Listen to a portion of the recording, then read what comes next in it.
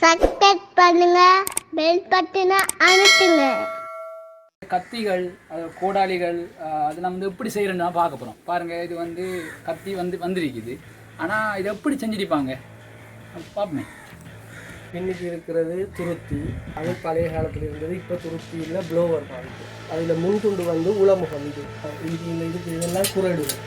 இது வந்து அடகல் பிடிச்சி பிடிச்சி போட்டு என்ன பண்ணாலும் இதுக்கு கத்தி அடிக்கிறோன்னா நாங்கள் சூடாக்கி வெட்டி என்ன முறை கத்தி இருக்கிறத முடிவெடுத்துட்டு அதை பட்டறை என்பது பண்டை காலம் தொட்டு நடந்து வரும் உபயோகப் பொருட்கள் உற்பத்தி செய்யும் இடமாகும். இங்கு பெரும்பாலும் லோகங்கள் கொண்டே தயாரிக்கப்படுகின்றது. பட்டறைகள் பண்டை காலங்களிலேயே மிகவும் சிறப்புமிக்க ஒரு தொழிலாக இருந்து வருகின்றது. பண்டை காலங்களில் அரசர்களின் பல்லக்கிலிருந்து போர்வாள் வரை அனைத்தும் உருவாக்க அல்லது வடிவமைக்க பட்டறைகள் தேவைப்பட்டிருக்கின்றது. அதன் காரணமாகவே பட்டறைகள் உருவாயின. பின் கொல்லன் பட்டறை, தச்சன் பட்டறை என்று பல துறைகளாக உருவாகிற்று.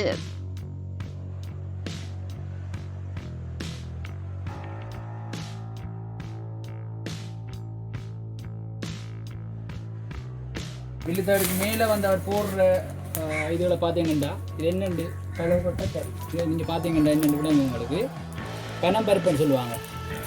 பல்மயிரை பனம் பருப்பில் வந்து அதை வந்து நெருப்பில் போட்டு கறி எடுத்தீங்க அதான் போடுறாங்க. ஆனால் உண்மையிலே வந்து இதுவும் போடலாம்.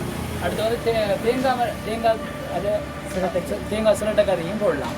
அதை விட உண்மையாகவே வந்து பெரிய ஃபேக்ட்ரி வழிய நிலக்கரியை யூஸ் பண்ணுறாங்க. நிலக்கரி வந்து நம்ம இந்தியாவில் என்ன எடுக்க வேண்டிய நிர்பந்தம் இருக்குது. ஏன்னா நிலக்கரி வந்து இலங்கையில் இல்லை. பெரிய பெரிய ஃபேக்ட்ரி வழிய நிலக்கரி போடுவாங்க. ஆனால் நம்மளாக்கள் வந்து பழைய பாரம்பரியமாக இருக்கிறவங்க இந்த விடயங்களை போடுறாங்க. எப்பயும் வந்து தொழில் வந்து ஒரு பரம்பரை ரீதியாக செஞ்சு கொண்டு வராங்க.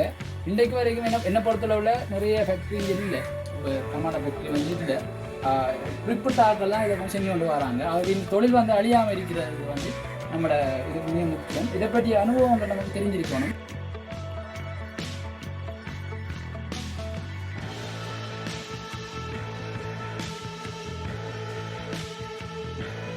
மட்டக்களப்பில் காணப்படும் இந்த கொல்லன் பட்டறை பனைமரத்திலிருந்து பெறப்படும் கரியை நிலக்கரிக்கு பதிலாக பயன்படுத்தி ஒரு சூழல் நெய்யும் முறையில் செய்து வருகின்றார்.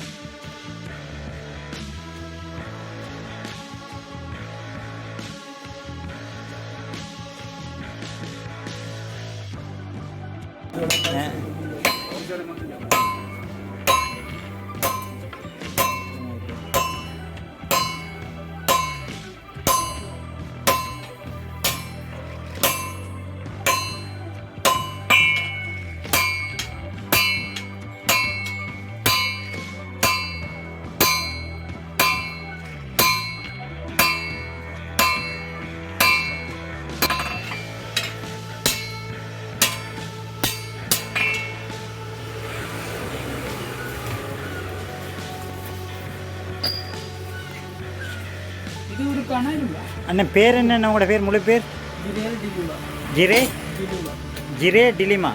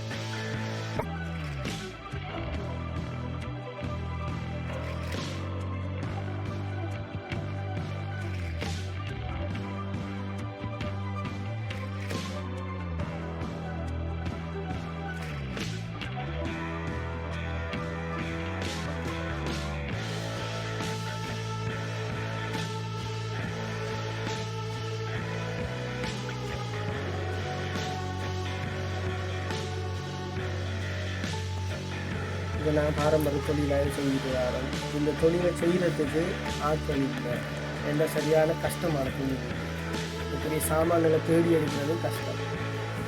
இவர் சமுதாயத்தில் இந்த செஞ்சு கொண்டு போகிறதுக்கு சாமான்களும் இல்லை, ஆட்களும் இல்லை.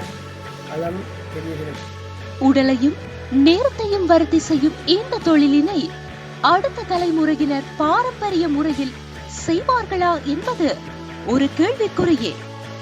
இது போன்று அருகி வரும் மறைந்து வரும் பண்டைய தொழில்களை மீண்டும் உயிர்ப்பிக்க செய்யும் முயற்சியில் நாங்கள் அனுபவா ஆக்டிவிட்டி ஸ்கூல்.